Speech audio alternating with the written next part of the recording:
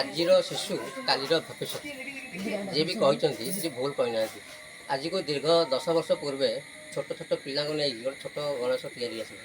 ଯେଉଁ ପିଲା କରିଥିଲେ ସେ ପିଲାଙ୍କର 4-5 ପିଲା ମିଶିକି ଗୋଟେ ଛୋଟ ଗଣେଶରୁ ଆରମ୍ଭ କରିଥିଲେ। ଦୀର୍ଘ 10 ବର୍ଷ ପରେ ଆଜି ଦେଖନ୍ତୁ କେତେ ବଡ଼ ଗଣେଶ କରୁଛନ୍ତି।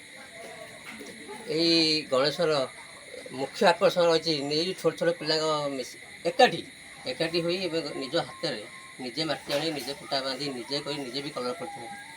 ବର୍ତ୍ତମାନ ଦେଖିବେ ଏଇ ଯେଉଁ ମାଟି ତରଟା ଫେର୍ ପିଲାଦିନ ରହିବ ଦୃଶ୍ୟ, ଏଇ ଦୃଶ୍ୟକୁ ମାନେ କଳା ବି ଦେଇଛନ୍ତି ସେମାନେ ନିଜ ଇଏ ଦେଖନ୍ତୁ।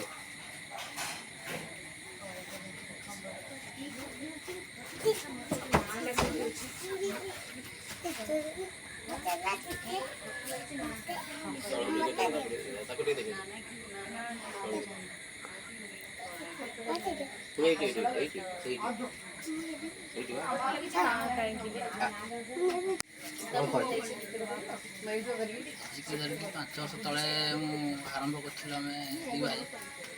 ତାପରେ ଆମର ଚାଲିଥିଲା ପ୍ରଥମରୁ ଛୋଟ କଲୁ, ତାପରେ ଆଉ ଟିକେ ବଡ଼ କଲୁ, ତାପରେ ଆଉ ଟିକେ ବଡ଼ କଲୁ, ଲାଷ୍ଟକୁ ଏଇ ଯେତିକି କରିପାରିବୁ ସେତିକି ଜାଗା ଏଇଠି କରୁଛୁ। ଆଗକୁ ବି କରିବୁ ତ ପ୍ରଭୁ ଚାହିଁବେ ଯାହା ଯେତେବେଳେ ହେଇପାରେ। 2 ବର୍ଷ ହେଲା ବନ୍ଦ ହେଇଯାଇଥିଲା, ତାହେଲେ ପୁଣି ଆରମ୍ଭ କରିଛୁ।